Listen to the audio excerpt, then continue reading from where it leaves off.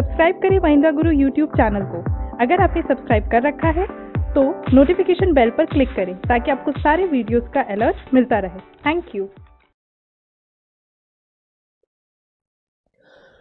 सबका स्वागत है फिर से महिंद्रा गुरु के ऑफिशियल यूट्यूब चैनल पे। और आप लोगों को होली की शुभकामनाएं। अच्छे से होली खेलिए, रंगों का कम से कम यूज कीजिए, स्वीट्स का ज्यादा से ज्यादा यूज कीजिए। क्लियर? चलिए स्टार्ट करते हैं। अभी हम लोग पजल एंड सिटिंग अरेंजमेंट के ऊपर कुछ बहुत अच्छे क्वेश्चन करेंगे। क्लियर? और आज की क्लास के बाद आपका पजल और सिटिंग अरेंजमेंट को देखने का नजरिया बिल्कुल बदल जाएगा। क्लियर? मैं आपसे एक ही बात कहता हूं, अर्थात प्रयास, लगातार प्रयास करने से कोई भी चीज बहुत अच्छी हो सकती है। अगर आप लगातार मेहनत कर रहे हैं, लगातार आप कोशिश कर रहे हैं, बेहतर बनने की कोशिश कर रहे हैं, तो पक्का आप एक दिन बहुत बेहतर इंसान बनेंगे।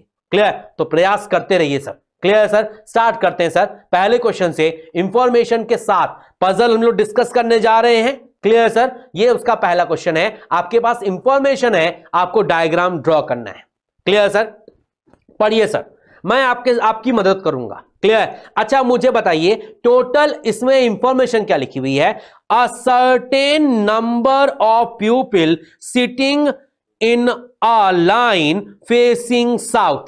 क्लियर? इसका मतलब लाइन में बैठे हुए लोग कहां देख रहे हैं? साउथ देख रहे हैं। लेकिन कितने लोगों की बात हुई है, ऐसा कहीं कोई इंफॉर्मेशन नहीं है। मतलब कहीं हमको यह नहीं बताया है कि लाइन में कितने लोग हैं। क्लियर है? अब बताइएगा सर, इंफॉर्मेशन हमें सॉल्व करनी है। ठीक है सर? क्लियर है? अच्छा मैं चाहता हूं कि मुझे यहां पे हाइड कर दिया जाए ताकि मैं अच्छे से क्वेश्चन को बता सकूं लोगों तक। क्लियर? तो प्लीज मुझे हाइड कर दीजिए। अच्छा, ओनली सम पीपल, है ना, कुछ ही लोगों का अरेंजमेंट मालूम है। मतलब इस पूरी लाइन में बैठे हुए लोगों की संख्या नहीं मालूम है, और यह भी नहीं मालूम है कि वो लोग देख कहां रहे हैं। कुछ भी नहीं मालूम। हां यह मालूम है कि सब साउथ देख रहे हैं, कि कितने लोग बैठे हैं यह नहीं मालूम है, और उनमें से जो लोग बैठे हैं ना, उनकी कुछ ही लोगों की अरेंजमेंट दी है। क्लियर? अब जैसे information, only one person sitting between C and D. Clear? अच्छा बताइए सी और डी के बीच में कितने इंसान बैठे हैं? एक इंसान बैठा है। मतलब अगर मैं सी और डी की बात करूं तो उनके बीच में एक इंसान बैठा है। क्लियर? और आगे की इंफॉर्मेशन है, ई जो है फोर्थ लेफ्ट है सी का। क्लियर? इसका मतलब सी हमारा जहां भी होगा उसके चौथे लेफ्ट में हमारा ई बैठेगा। मान लो सी हमारा अगर यहां आया तो चौथे लेफ्ट में, अच्छा लेफ्ट किधर होगा? अगर कोई आदमी साउथ देख रहा है ना, बहुत सिंपल सी बात समझिएगा, कोई आदमी अगर साउथ देख रहा है तो उसका लेफ्ट इस तरफ होगा और उसके चौथे लेफ्ट में ई आएगा। मतलब सी हमारा जहां भी बैठा होगा उसके चौथे लेफ्ट में ई आएगा। ये हमको मालूम है। आगे बोला है 5 लोग बैठे हैं ई और बी के बीच में। अच्छा ई और बी के बीच में 5 लोग बैठे हैं। ई को मैं कहीं भी रखूंगा उसके हिसाब से मुझे 5 लोगों को छोड़ना पड़ेगा, और ई और बी के बीच में मुझे 5 लोग रखने पड़ेंगे। बताइए सर, ई और बी के बीच में कितने लोग रखने हैं? मुझे 5 लोग रखने हैं। अच्छा ये उल्टा भी हो सकता है, मतलब बी यहां आ जाए और 1 2 3 4 5 ई यहां आ जाए, तो पॉसिबिलिटी तो दो है सर। कुछ क्लियर है नहीं सर? क्लियर? अच्छा आगे बढ़ते हैं। अगली पजल में क्या इंफॉर्मेशन है? सर मैंने आपको अभी जो जो इंफॉर्मेशन बताई उसको आपने दिमाग में रखिएगा। मैंने आपको बताया था सी और डी के बीच में एक आदमी, सी और ई के बीच में 3 इंसान, ई और बी के बीच में टोटल 5 लोग हैं। अब कुछ भी हो सकता है। एक बात यह है कि ई जो है वो सी के चौथे लेफ्ट में है। Clear sir? इसको हमने यहां पर ड्रॉ कर लिया। सी के चौथे लेफ्ट में ई है। क्लियर? ई और बी के बीच में 5 लोग हैं। क्लियर? अच्छा और आगे की इंफॉर्मेशन हम लोग अब क्वेश्चन के हिसाब से पढ़ेंगे। अच्छा सी और डी के बीच में एक इंसान है। क्लियर? अच्छा मुझे वापस ला दिया जाए आगे की इंफॉर्मेशन बताने के लिए बहुत अच्छे से। 4 people sit between B and A. Clear? अच्छा बी और ए के बीच में कितने लोग हैं? 4 लोग हैं। क्लियर? बी और ए के बीच में 4 लोग हैं। टेक्नीशियन टीम मुझे प्लीज वापस ला दीजिए क्वेश्चन पे। बी और ए के बीच में 4 लोग हैं। सर मुझे ये क्लियर हो रहा है, बी और ए के बीच में 4 लोग हैं। अच्छा, not more than 6 people sit to the right of B. अच्छा, आप लोग मुझे बताइएगा, अगर मैंने सी को यहां रखा और उसके 4th लेफ्ट में अगर मैंने ई यहां रखा और ई और बी के बीच में अगर मैंने 5 लोग रखे, 1 2 3 4 और 5, अगर मैंने, सिंपल सी बात समझ में आती है सर, सी के 4th लेफ्ट में हमारा कौन बैठा है? ई बैठा है। और ई और बी के बीच में, ध्यान से पढ़िएगा, यहां पे इंफॉर्मेशन लिखी हुई है, ई और बी के बीच में अगर 5 लोग हैं तो अगर मैंने 1 2 3 4 5 छोड़ के बी यहां रखा और आगे की इंफॉर्मेशन लिखी हुई है not more than 6 people sit to the right of B. अब बी के राइट में 6 से ज्यादा लोग नहीं हो सकते। बी का फेस आप लोग देखिए साउथ की ओर है, और जब बी का फेस साउथ की ओर है तो क्या उसके राइट में 1 2 3 4 5 6 7 8 9 10 11 लोग हो पाएंगे, जबकि राइट में 6 से ज्यादा लोग हो नहीं सकते। मतलब ये जो अरेंजमेंट मैंने बनाई ये गलत हो गई। अगर ये गलत हो गई तो आपको यही बात समझनी थी। अगर मैंने सी और ई को रखा था, सी के चौथे लेफ्ट में अगर मैंने ई को रखा था और ई और बी के बीच में अगर मैंने 5 लोग रखे थे, तो सिंपल सी बात है ई यहां रखा है 1 2 3 4 और 5 छोड़ के डेफिनेटली मेरा बी यहां आएगा। और जैसे ही यहां मेरा बी आया तो मुझे मालूम था बी और ए के बीच में 4 लोग हैं, तो मैं एक बहुत छोटा सा काम करूंगा, बी को हमारा एक डायग्राम और दूंगा। क्लियर? क्योंकि मैंने ऊपर की सारी लाइन बना ली है, यूज कर ली, इसलिए मुझे ऊपर की लाइन को मिक्स कर रहा हूं, मैं हटा रहा हूं। अगर मैंने बी को यहां रखा है, एक छोड़ के सी यहां रखा है, 3 आदमी छोड़ के यहां ई रखा है, और मुझे मालूम है बी और ए के बीच में अगर 4 लोग हैं, बी यहां रखा हुआ है, 4 आदमी छोड़ूं, 1 2 3 4, ए मेरा यहां आ सकता है, और 4 आदमी छोड़ूं बी से, 1 2 3 4, क्लियर है, और ए यहां आ सकता है। तो पॉसिबिलिटी हमारी 2-2 है, दोनों में से कोई एक सही है। यह बात समझ में आती है सर आपको? क्लियर? अच्छा, आगे बात करते हैं। जितने लोग सी और ए के बीच में, ध्यान से पढ़ना, जितने लोग सी और ए के बीच में, मतलब सी और ए के बीच में मान लो x लोग हैं, उतने ही लोग डी और जी के बीच में होंगे। मतलब डी और जी के बीच में भी उतने ही लोग होंगे जितने लोग सी और एक्स के बीच में। सी और एक्स के बीच में अगर एक्स आदमी है तो डी और जी के बीच में भी एक्स आदमी होगा। क्लियर? अब यहां बताओ सी और ए के बीच में कितने आदमी? 2 आदमी। तो डी और जी के बीच में भी कितने आदमी आने चाहिए? 2 आदमी आने चाहिए। अच्छा, यह मालूम था सी और डी के बीच में एक आदमी है। अगर लास्ट स्लाइड आप देखें तो आपने लिखा था सी और डी के बीच में कितने आदमी थे? 1 आदमी। तो यहां पे आपको इसको यूज करना है। क्लियर? इसका मतलब सी यहां रखा है तो डी हमारा यहां आ सकता है। Clear sir? और सी हमने यहां रखा है तो डी हमारा यहां आ सकता है। 2 पॉसिबिलिटी है। क्लियर है? अच्छा, अब हमको मालूम है, सॉरी, सी और डी के बीच में एक आदमी। क्लियर? एक आदमी मतलब डी यहां आना चाहिए, यहां तो आएगा नहीं। क्लियर? अच्छा, सी और ए के बीच में यहां कितने आदमी? ध्यान से गिनो, गिनो जरा। 1 2 3 4 5 6 आदमी है। तो इसका मतलब डी और जी के बीच में भी 6 आदमी होने चाहिए ना। 6 आदमी छोड़ने पड़ेंगे आपको। अब 6 आदमी छोड़िए, 1 2 3 4 5 6, जी यहां आ सकता है। क्लियर? और इधर भी आ सकता है, पॉसिबिलिटी दोनों है। क्लियर? अच्छा, इसकी बात करें, यहां पर सी और ए के बीच में कितने आदमी? 2 आदमी। क्लियर? तो डी और जी के बीच में भी 2 ही आदमी होंगे ना। अब डी यहां रखा है, 2 आदमी छोड़ के जी यहां रख सकता हूं, और डी यहां रखा, 2 आदमी छोड़ के जी यहां रख सकता हूं। पॉसिबिलिटी कितनी है? 2।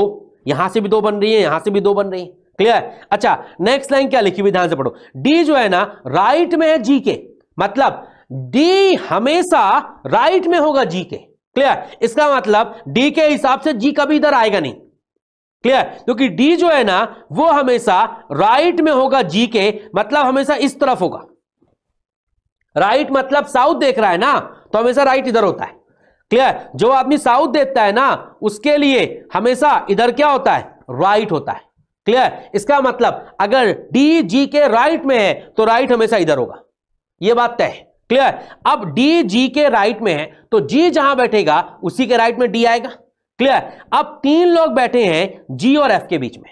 क्लियर। अब अगर मैं डी मैंने यहां रखा है, डी मैंने यहां रखा है और 3 लोग हैं जी और एफ के बीच में, तो एफ तो इस तरफ जाएगा। अब ध्यान से देखो, जी और एफ के बीच में 3 लोग, अब यहां जी रखा है मैंने, ध्यान से पढ़ना। तो एफ जो है ना वो पड़ोसी है ई का, पहली बात। अब अगर मैंने यहां पर ई रखा है, यहां पर भी मैंने ई रखा है, ये ई रखा हुआ है, ध्यान से देखो यहां पर हमारा ये ई है।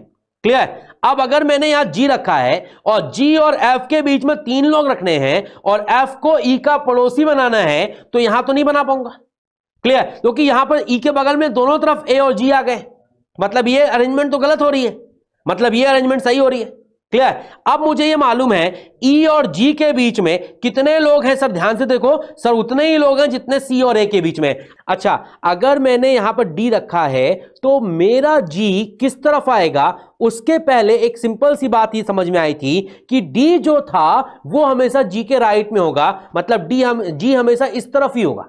क्लियर। अब मुझे 6 लोग छोड़ने हैं तो एक सिंपल सी बात है, मैं 6 लोग छोड़ू, 1 2 3 4 5 और ये 6, यहां जी रख दूंगा मैं, मतलब ये मेरा डेफिनेट डायग्राम बन गया। क्लियर। अब अगर मैं आगे की लाइन पढ़ूं, 3 लोग हैं जी और एफ के बीच में, अब इस जी यहां रखा है तो एफ जो होगा वो इस तरफ भी जा सकता है, इस तरफ भी जा सकता है, पर आगे एक लाइन लिखी हुई है एफ पड़ोसी है ई का, और अगर एफ ई का पड़ोसी है तो एफ पक्का इधर ही जाएगा। तो 1 2 3 आदमी छोड़ के यहां पक्का मैं एफ रखूंगा। इसका मतलब जो मेरा डायग्राम बनेगा वो सिर्फ इतना ही बनेगा।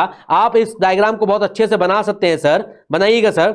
ये रहा आपका ए, 4 आदमी छोड़िए, 1 2 3 4, ये आपका बी, एक आदमी छोड़िए ये आपका सी, एक आदमी छोड़िए आपका डी, और एक आदमी छोड़िए ई, और ई के बगल में एफ, और ये 3 आदमी छोड़िए आप यहां आपका जी। क्लियर है। अब मैं चाहूं तो नीचे लिखे हुए सारे क्वेश्चन के आंसर दे सकता हूं। क्लियर। अब जैसे मान लीजिए मेरे पास पहला क्वेश्चन है, सर यदि पी बी और सी के बिल्कुल बीच में हो, अब बताइए बी और सी के बिल्कुल बीच में हमारा अगर पी आ जाए, मतलब यहां पे अगर मैं पी रख दूं फॉर एग्जांपल इस क्वेश्चन के लिए। क्लियर। तो आप बताइएगा सर, बताइए अगर मेरा बी और सी के बिल्कुल बीच में अगर हमारा अगर पी आ जाए, तो अगर मैं आपसे पूछ रहा हूं कि पी की पोजीशन ई के रिस्पेक्ट में क्या है, तो बताइए सर मुझे ई के रिस्पेक्ट में पी हमारा कहां है सर। ध्यान देखिए 1 2 3 4 5, मतलब ई के 5th राइट में हमारा पी है। क्लियर। इसका मतलब ई के 5th राइट में पी है, इसका मतलब 5th टू द राइट, मतलब हमारा डी ऑप्शन होगा। क्लियर है ना सर। आपके पास डायग्राम है, आप इन सारे क्वेश्चन के आंसर बहुत आसानी से दे सकते हैं। बताइए सर एफ के तीसरे राइट में कौन बैठा है। क्लियर। अगर आप डायग्राम देखें तो एफ का यहां रखा हुआ है, इसका तीसरा राइट किधर होगा, 1 2 3, पक्का डी होगा। क्लियर। एफ के तीसरे राइट में डेफिनेटली डी होगा। क्लियर। इसका मतलब सेकंड क्वेश्चन का आंसर होगा एफ के तीसरे राइट में डी है। क्लियर है सर। चलिए आगे की बात करते हैं, कितने लोग लाइन में बैठे हैं। क्लियर। अगर मैं पूछूं आपसे कितने लोग लाइन में बैठे हैं, तो ध्यान से देखिए जरा, आप डायग्राम को देखिए, लाइन में कितने लोग बैठे, 1 2 3 4 5 6 7 8 9 10 11 12 13 14 15 16 17 लोग बैठे हैं, मतलब लाइन में डेफिनेटली 17 लोग बैठे। क्लियर। आगे बढ़ते हैं, इस क्वेश्चन का आंसर 17 होगा, डी ऑप्शन। क्लियर। अच्छा नेक्स्ट क्वेश्चन मैं आपसे पूछूं, who among the following sit at the extreme end of the line, मतलब लाइन के किनारों में कौन कौन बैठा है। तो एक डेफिनेट बात है, अगर डायग्राम को आप देखें तो आप बता पाएंगे लाइन के किनारों में कौन कौन बैठा है। एक तरफ ए बैठा है और एक तरफ जी बैठा है। क्लियर। इसका मतलब ए एंड जी हमारे बिल्कुल सही आंसर होंगे। लाइन के किनारों में हमारा ए भी बैठा है और जी भी बैठा है, मतलब हम लोग ऑप्शन नंबर 4 देंगे, बोथ ए एंड जी हमारे राइट आंसर होंगे। Clear sir. चलिए आगे बढ़ते हैं, एक नई तरह की पजल हम लोग सॉल्व करने जा रहे हैं और ये बहुत इंपॉर्टेंट है, आप इसको बहुत ध्यान से देखिएगा। मैं चाहता हूं कि आप इसको घर में करें एक बार फिर से। क्लियर। पॉज करके एक बार फिर से करें। क्लियर है। अब बताइए पूरे क्वेश्चन में कितने लोगों की बात हो रही है, 7 लोगों की बात हो रही है। ये मार्च मंथ में पैदा होते हैं। अच्छा सबका मंथ जो है वो सेम है लेकिन ईयर अलग अलग है। क्लियर है। अच्छा कोई आदमी 1998 के मार्च के मंथ में पैदा होता है, कोई 1997 में मार्च मंथ में पैदा होगा। मतलब सबका मंथ जो है वो सेम है, मार्च का महीना है, लेकिन सबका बर्थ ईयर अलग अलग है। क्लियर है सर? अच्छा, मंथ और डेट सेम है, ईयर अलग अलग है सबका। क्लियर? अच्छा, और उनकी जो एज का कैलकुलेशन होगा वो 2018 के रिस्पेक्ट में होगा। क्लियर? अब मुझे आप लोग बताइएगा सर, कोई आदमी अगर 1992 में पैदा हुआ है, कोई आदमी अगर 1992 में पैदा हुआ है तो 2018 में कितने साल का होगा? डेफिनेट बात है, 8 में 2 जाएगा तो 6 आएगा, ये 11 हो जाएगा, 11 में 9 जाएगा तो 26 आएगा। क्लियर? इसका मतलब 1992 में पैदा होने वाला आदमी 2018 में 26 साल का होगा। ऐसे आप कैलकुलेट कर सकते हैं। क्लियर? अच्छा, आगे की इंफॉर्मेशन जो लिखी हुई है वो नोट करके लिखी हुई है। किसी भी आदमी की एज किसी दूसरे आदमी की एज के मतलब जो उसका बर्थ ईयर है उसके हिसाब से दूसरे आदमी की एज डिसाइड होगी। क्लियर? अच्छा, एग्जाम्पल, बहुत बढ़िया एग्जाम्पल दिया हुआ है। अच्छा, मुझे अगर एक्स की एज कंसीडर करनी है वाई के ईयर के हिसाब से, वाई के बर्थ ईयर के हिसाब से, मान लीजिए तो अगर वाई का बर्थ ईयर 1945 है, सिंपल सी इंफॉर्मेशन है, तो एक्स की एज क्या होगी? एक्स की एज या तो 54 ईयर होगी या 45 ईयर होगी। क्लियर? इसका मतलब हमारे y की एज मतलब y का बर्थ ईयर के हिसाब से x की एज हम लोग डिसाइड करेंगे। अगर y का बर्थ ईयर 1945 है, क्लियर, तो x की एज क्या होगी? 45 ईयर हो सकती है या 54 ईयर हो सकती है। क्लियर है? अब क्वेश्चन के हिसाब से आपको डायग्राम ड्रॉ करना है। क्लियर? अब बताइए, इसमें इंफॉर्मेशन लिखी हुई है कोई भी आदमी 1974 के पहले पैदा नहीं होगा।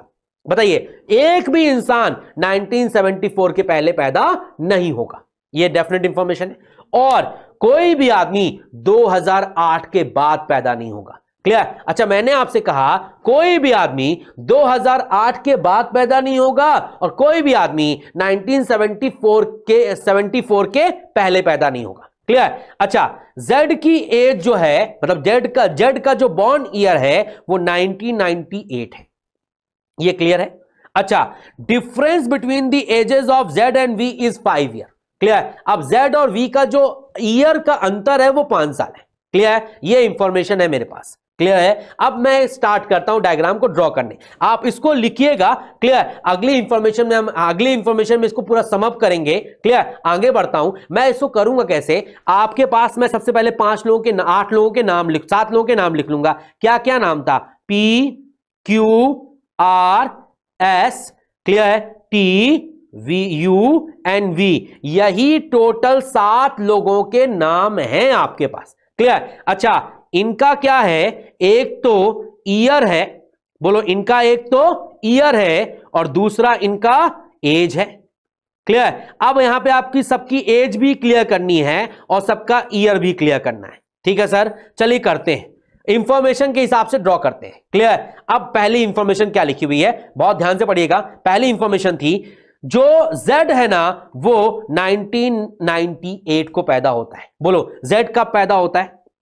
ध्यान से देखना, अगर मैंने यहां पे बात की है, Z की बात कर रहा हूं मैं यहां पर, Z जो है वो कब पैदा होता है? 1998 को पैदा होता है। क्लियर? और Z और V का जो एज का अंतर है वो हमारा 5 साल है। क्लियर? पर्सन के नाम हमारे ZYU है। क्लियर? तो पर्सन के नाम हमने थोड़ा सा गलत लिख लिया है, फिर से इनको सही करेंगे। क्लियर? क्या क्या नाम है सर? एक बार पर्सन के नाम हम लोग फिर से सही करेंगे सर, इंफॉर्मेशन के हिसाब से करेंगे सर। पर्सन के नाम है Z Y X W V U and T, total ये 7 लोगों के नाम है। क्लियर? अब इसमें इंफॉर्मेशन है, Z का जो बॉर्न ईयर है वो 1998 है। Z हमारा यहां है, इसका बॉर्न ईयर 1998 है। ये डेफिनेट इंफॉर्मेशन है।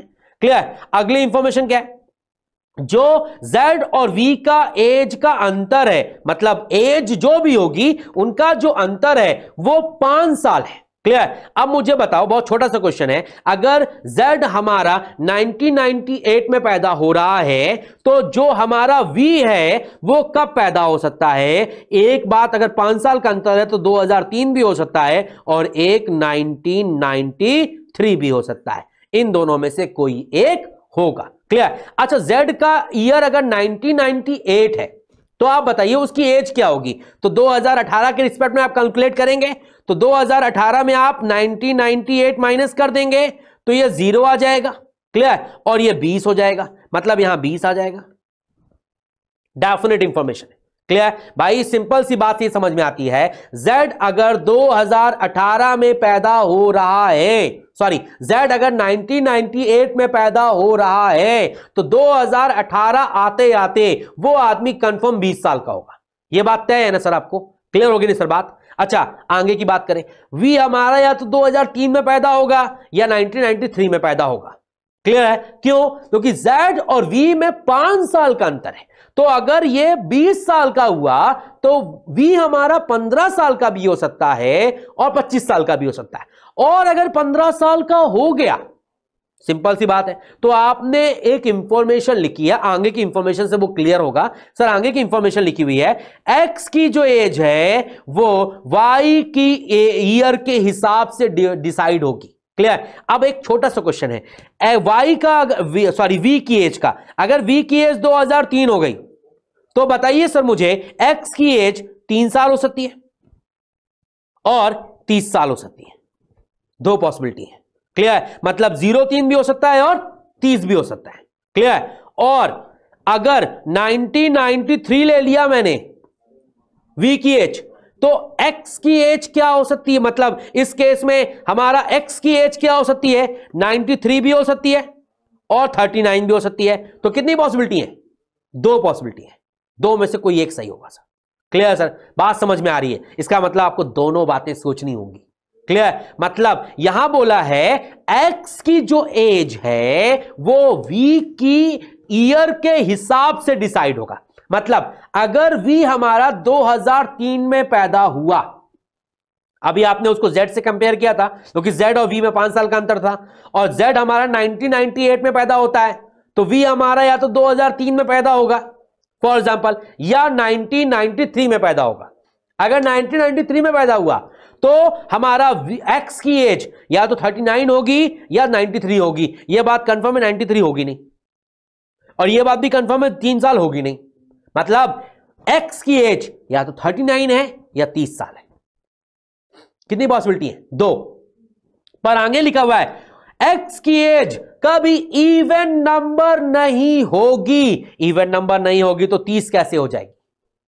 मतलब 30 भी नहीं होगा। क्लियर भाई? बताओ, X की एज हम V की एज के हिसाब से डिसाइड कर रहे हैं, मतलब V के ईयर के हिसाब से डिसाइड कर रहे हैं।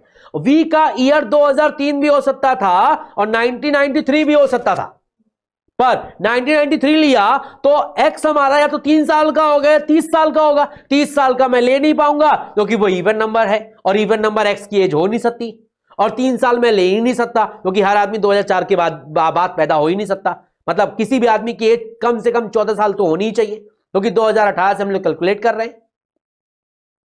समझ में आया? इसका मतलब ये कंडीशन गलत हो गई। मतलब V कभी 2003 में पैदा नहीं होगा, तो V हमेशा 1993 में पैदा होगा। इसका मतलब उसकी जो एज होगी वो डेफिनेटली 25 साल होगी। क्लियर? और इसका मतलब X हमारा 39 ईयर का होगा, और अगर 39 ईयर का है तो पैदा कब होगा? 2018 में 39 माइनस कर लीजिए, आंसर आ जाएगा। क्लियर? अब बताओ 18 में 9 जाएगा तो 9 आएगा। क्लियर है? अच्छा, यहां पे क्या बचा? 0 बचा, तो 20 हो गया, ये 10 हो गया सॉरी, और 10 में अगर 3 जाएगा तो 7 बचेगा, मतलब 1979 हो जाएगा X का बॉर्न ईयर। क्लियर? अच्छा, आगे की बात करते हैं, ध्यान से पढ़ते हैं। सर, u की एज जो है वो स्क्वायर नंबर है v की एज और x की एज के बीच में। v की एज जो है वो हमारा 25 है और x की एज 39 है। इनके बीच में एक ऐसी एज बताओ जो स्क्वायर नंबर है, वही होगी u की एज, तो वो है 36। भाई v की एज 25 साल है, x की एज 39 है। 39 और 25 साल के बीच में कितने साल का अंतर है? भाई जितने साल का भी अंतर हो, इनके बीच में वो नंबर बताओ जो इवन नंबर है, सॉरी परफेक्ट स्क्वायर है, स्क्वायर नंबर है, वो 36 ही है सर। क्लियर? इसका मतलब u की एज 36 होगी। Clear sir? अच्छा, आगे की बात करते हैं। w की एज हाफ है t की एज का। अच्छा, टी की एज तो अभी हमने निकाली नहीं है, टी की एज जो भी होगी वो डब्ल्यू मतलब जो भी एज होगा टी की एज का हाफ होगा, और जो टी की एज है वो यू की एज की लास्ट 2 डिजिट है। यू की एज जो एज हो मतलब ईयर है वो हमको निकालना पड़ेगा, मतलब हमको 2018 में 36 माइनस करना पड़ेगा। अच्छा, माइनस करूं 2018 में अगर 36 माइनस करूं तो बोलो कितना आएगा? 8 में 6 जाएगा तो 2 आएगा। क्लियर? यहां 1 आ गया, सिंपल सी बात है, 1 हो गया 11 हो जाएगा, और 11 में 3 जाएगा तो कितना आएगा? 8 आएगा। क्लियर? मतलब ये हो जाएगा 1982। क्लियर? इसका मतलब अगर मैं यू 36 साल का है तो 1982 में पैदा होगा, और अगर ये 1982 में पैदा हो रहा है तो जो यू टी की एज है वो यू के बर्थ ईयर के हिसाब से है, तो ये 28 या 82 होगा, पर 82 तो हो नहीं सकता। क्लियर? तो पक्का 28 होगा। क्लियर? इसका मतलब जो टी की एज होगी वो यू की वो बर्थ ईयर की आखिरी 2 डिजिट होगी, और आखिरी 2 डिजिट इसकी या तो 82 है या 28 है, तो बोलो क्या लोगे? 28 ही लोगे ना? बोलो सर। देखो फिर से बताता हूं, डब्ल्यू की एज आधी है टी की एज का, ये समझ में आ रहा है, और टी की एज जो है ना वो यू की एज का बर्थ ईयर की आखिरी 2 डिजिट है। क्लियर? अब यू का बर्थ ईयर आपने निकाला, 2018 में आपने 36 साल माइनस किया क्योंकि यू 36 साल का है, माइनस किया तो 1982 आया। इसका मतलब जो इसकी एज होगी वो या तो 82 होगी या 28 होगी। 82 हो नहीं सकती, 28 ही होगी सर। क्लियर? और 28 अगर इसकी एज हुई, किसकी एज? टी की। अगर टी की 28 एज हुई तो डब्ल्यू की एज उसकी आधी होगी, इसका मतलब डब्ल्यू की एज होगी हमारी 14 ईयर। क्लियर? और 14 ईयर का हुआ तो मतलब पैदा होगा 2004 में। क्लियर? और ये 28 साल का है, इसका मतलब 2018 में अगर 28 माइनस करेंगे तो 0 आएगा, 1 में 2 जाएगा तो कितना आएगा? मतलब 11 में 2 जाएगा तो 9 आएगा, तो मतलब 1990 इसका बॉर्न ईयर होगा। क्लियर? अब आगे बोला है Z और W का जो एज का जो सम है वो Y की एज से 2 ज्यादा है। अब अगर Z और W की एज का आप बात करेंगे तो Z हमारा 20 साल का है, W हमारा 14 साल का है, 14 और 20 34 होता है, 34 जो भी आया है वो 2 ज्यादा है Y की एज का, तो मतलब Y की एज 32 साल की होगी, तभी तो 2 ज्यादा 34 होता है। और अगर ये 32 साल का हुआ तो डेफिनेटली कब पैदा होगा? सर डेफिनेटली ये आप क्या करेंगे, इसमें 2018 में 32 माइनस कर देंगे। बोलिए 2018 में कितना माइनस करेंगे? 32 माइनस करेंगे। 2018 में अगर मैंने 32 माइनस किया तो 6 आया, 11 में 3 जाएगा तो कितना आएगा? जल्दी बताओ, 11 में 3 जाएगा तो कितना आएगा? सर 11 में 3 जाएगा तो 8 आएगा, मतलब 1986 में पैदा होगा।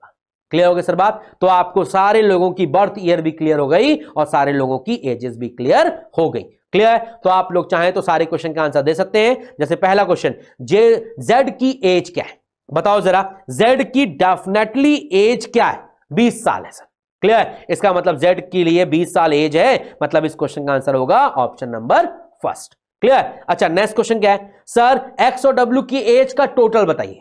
क्लियर? अब मुझे बताइए x की एज क्या निकाली आपने? 39 निकाली। क्लियर? और w की एज क्या निकाली सर आपने? 14 निकाली। क्लियर? अब बताइए 39 और 14 को जोड़ेंगे तो कितना आएगा? 53 आएगा। क्लियर? इसका मतलब x और w की एज का जो सम होगा वो 53 होगा। Clear sir? चलिए आगे बात करते हैं। u का बर्थ ईयर क्या है? बताइए सर, यू का बर्थ ईयर क्या है? यू का बर्थ ईयर है 1982। Clear sir? आगे बढ़े सर हम लोग। चलिए, तो अभी हम लोग एक लास्ट क्वेश्चन करेंगे और मुझे आपसे उस क्वेश्चन का आंसर चाहिए। क्लियर? बहुत बढ़िया क्वेश्चन है, इसको कैसे करना है ये मैं आपको बिल्कुल जस्टिफाई करूंगा। क्लियर? और इसके ऊपर जितना भी क्वेश्चन है आपको सब घर में सॉल्व करने। क्लियर है? चलिए स्टार्ट करते हैं। अच्छा बताइए, टोटल कितने लोग की बात कर रहे हैं? टोटल हम लोग से 7 लोगों की बात कर रहे हैं। क्लियर? और इन सब का बर्थ जो मंथ है वो अलग अलग है। अब किसी का जनवरी, किसी का फरवरी, किसी का मार्च, किसी का जून, अगस्त, अक्टूबर और दिसंबर है। क्लियर? और सबके लिए कलर भी अलग अलग है। अब आपको सबका कलर भी डिसाइड करना है और सबका मंथ भी डिसाइड करना है। Clear sir? चलिए डिसाइड करते हैं, इंफॉर्मेशन के हिसाब से अरेंज करते हैं। क्लियर? अब कैसे करना है मैं देखता हूं इसमें। टोटल पहले हम लोग मंथ लिखेंगे। क्लियर? और मंथ क्या क्या है ध्यान से देखना। मंथ है जनवरी, मंथ है जनवरी, जनवरी के बाद फरवरी, देन उसके बाद नेक्स्ट मंथ क्या था? जनवरी फरवरी के बाद अगला महीना क्या है? मार्च, एंड देन जून है। अच्छा, मार्च है, जून है। क्लियर है? अच्छा, मैं इसको बहुत अच्छे तरीके से करने का तरीका बताऊंगा। मार्च, जून, एंड देन अगस्त है। क्लियर? देन क्या है? अगस्त है। क्लियर? एंड देन आगे की इंफॉर्मेशन के हिसाब से अगस्त के बाद क्या है? अक्टूबर है और दिसंबर है। क्लियर? तो टोटल ये 7 महीने है। क्लियर? अब मैंने 7 महीने के हिसाब से बांट दिया। क्लियर? अच्छा, अब मैं इसमें जो है जो तरीका आपको बताऊंगा वो सबसे आसान तरीका है, इससे आसान कुछ नहीं है सर। क्लियर? और आप बहुत जल्दी सारे क्वेश्चन के आंसर देंगे। क्लियर? बहुत जल्दी आंसर देंगे। क्लियर? अच्छा देखो, ये क्लियर है कि टोटल 7 लोग हैं। बोलो कितने लोग हैं? 7 लोग हैं। कौन कौन है? JKLMNONP। क्लियर? और इन सब का अलग अलग महीने में क्या होता है? ध्यान से पढ़िएगा, एग्जाम होता है। किसी का जनवरी में, किसी का फरवरी में, किसी का मार्च में, किसी का जून में, अगस्त में, अक्टूबर में और दिसंबर में। जब भी मंथ, ईयर, डेट हो तो आपको एक वर्टिकल टेबल बनानी चाहिए। वो एक बेस्ट तरीका है इस तरह के क्वेश्चन को सॉल्व करने का, और कम से कम समय में आप ज्यादा से ज्यादा पॉसिबिलिटीज एलिमिनेट करेंगे। यह भी मैं आपको बता रहा हूं। Clear sir? और इन सब का कलर भी अलग अलग है। अब किसका क्या कलर है, कौन किस महीने में एग्जाम देता है, यह हमको क्लियर करना है। Clear sir? अब बताइए information. L has exam in a month which has less than 31 days. L का एग्जाम उस महीने में होता है जो 31 डेज से कम का है। क्लियर? अब ये मालूम है जनवरी 31 दिन का है, फरवरी 28 से 29 दिन का है, मार्च 31 दिन का है, जून हमारा 30 दिन का है, अगस्त हमारा 31 दिन का है, अक्टूबर हमारा 31 दिन का है और दिसंबर हमारा 31 दिन का है। इसका मतलब एल का एग्जाम अगर 31 डेज से कम दिनों में होता है तो या तो फरवरी में होगा या जून में होगा, क्योंकि बाकी सब 31 डेज के महीने हैं। क्लियर? भाई एल का एग्जाम कभी भी 31 डेज वाले महीने में नहीं होगा, हमेशा उससे कम में होगा। क्लियर? तो मतलब या तो फरवरी में होगा या तो जून में होगा। क्लियर? इसका मतलब 2 पॉसिबिलिटी है, एल एक यहां आ सकता है और एल एक यहां आ सकता है। बना दिया सर? क्लियर? अच्छा आगे सिर्फ 2 लोग हैं एल और एम के बीच में। एल यहां रखा है तो 2 आदमी छोड़ के पक्का यहां एम आएगा, और एल अगर यहां रखा है 2 आदमी छोड़ के एम यहां रख सकता हूं और 2 आदमी छोड़ के एम यहां रख सकता हूं। सिर्फ 2 ही पॉसिबिलिटी है और कुछ नहीं हो सकता। Clear sir? अच्छा आगे की इंफॉर्मेशन के हिसाब से क्या है सर? ध्यान से पढ़िएगा। और एक ही आदमी है जिसका रेड मतलब जिस भी only the one who like red has exam immediately before M. मतलब एम के पहले, तुरंत पहले जिसका एग्जाम होता है वो उसको क्या पसंद है? रेड। तो एम के पहले तुरंत पहले यहां रेड आएगा। क्लियर? एम के तुरंत पहले यहां रेड आएगा। क्लियर? अच्छा यहां क्या एम के पहले रेड आ पाएगा? देखो जरा, ये एम के पहले रेड आ पाएगा क्या? बिल्कुल नहीं आ पाएगा। मतलब तीसरा केस तो गलत हो गया। मतलब 2 ही केस बचे हैं सर, आपको सोचना 2 ही केस में। क्लियर? अच्छा आगे की इंफॉर्मेशन क्या कहती है? ओनली 1 पर्सन बिटवीन, ध्यान से पढ़िए, only 1 person has exam before the one who exam blue. अच्छा ब्लू के पहले सिर्फ एक आदमी का एग्जाम है। क्लियर? अब ब्लू के पहले सिर्फ एक आदमी का एग्जाम है तो पक्का यहां ब्लू आएगा। ब्लू के पहले सिर्फ एक आदमी का एग्जाम है। क्लियर? अच्छा आगे की बात करते हैं। के का एग्जाम इमीडिएटली आफ्टर होता है ब्लू के। अच्छा ब्लू के तुरंत बाद के होता है। क्लियर? अब ब्लू के तुरंत बाद के होता है, मतलब डेफिनेटली यहां के आएगा। बोलो यहां डेफिनेटली कौन आएगा? के आएगा। क्लियर? अच्छा अगली इंफॉर्मेशन के हिसाब से हम वापस पीछे आएंगे, इसी में डायग्राम बनाएंगे सर। अगली इंफॉर्मेशन कहती है ओनली 3 लोग हैं के और ग्रीन के बीच में। अब बताओ के और ग्रीन के बीच में सिर्फ कितने लोग हैं? 3 लोग हैं। अगर ब्लू के तुरंत बाद के यहां आता है तो के और ग्रीन के बीच में अगर 3 लोग हैं तो के यहां रखा तो 1 2 3 छोड़ के डेफिनेटली यहां ग्रीन आएगा, और के यहां रखा है फिर 3 आदमी छोड़ूंगा 1 2 3 तो पक्का यहां कौन आएगा? ग्रीन आएगा। तो ग्रीन के लिए सिर्फ 2 ही पॉसिबिलिटी है सर। क्लियर? अभी 2 ही पॉसिबिलिटी में डायग्राम बन रहा है सर। क्लियर? अच्छा, अगली इंफॉर्मेशन क्या कहती है? एन का एग्जाम ना तो ब्लू में होगा ना तो ग्रीन में होगा। क्लियर? अब इसको लिख लो, एन का एग्जाम ना तो ब्लू में होगा और ना ग्रीन में होगा। एन ना तो ब्लू में आएगा और ना तो ग्रीन में आएगा। Clear sir? अच्छा, अगली इंफॉर्मेशन क्या कहती है? जे का एग्जाम तुरंत पहले होता है एन के। क्लियर? अब बताओ, जे का एग्जाम तुरंत पहले होता है एन के। अब एन के पहले के होना चाहिए। एक बात समझना, एन यहां तो आएगा नहीं। क्लियर?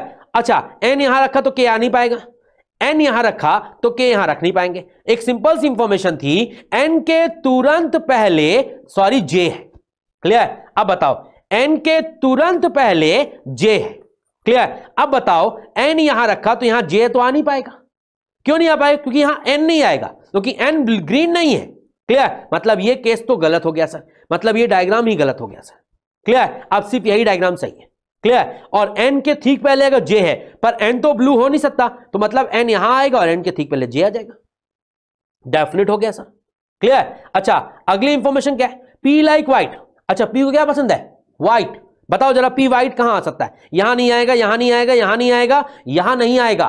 ध्यान से देखो, एल आ चुका है, यहां भी नहीं आएगा, के आ चुका है, यहां भी नहीं आएगा, ब्लू आ चुका है, तो पक्का पी व्हाइट है तो यहीं आएगा। पी व्हाइट हो गया, और कोई बचा ही नहीं सर।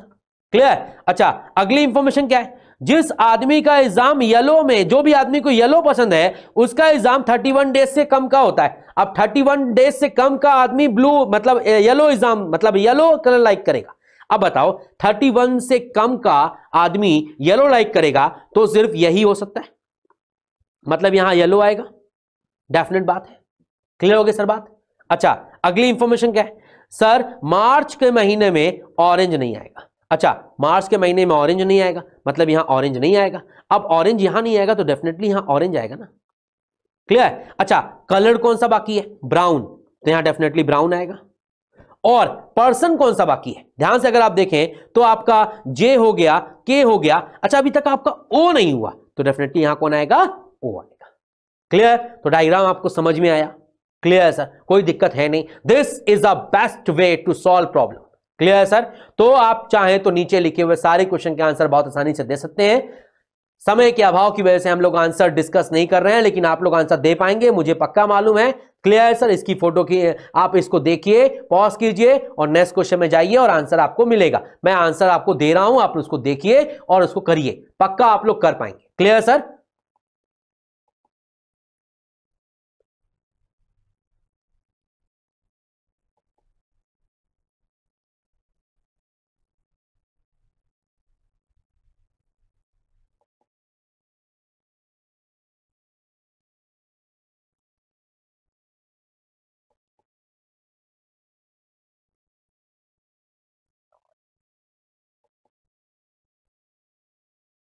तो आप सारे क्वेश्चन के आंसर दे दिए होंगे सर आपने, डेफिनेटली आप दे पाएंगे, मुझे पक्का मालूम है सर। क्लियर है ना सर? चलिए, thank you and best of luck, keep watching.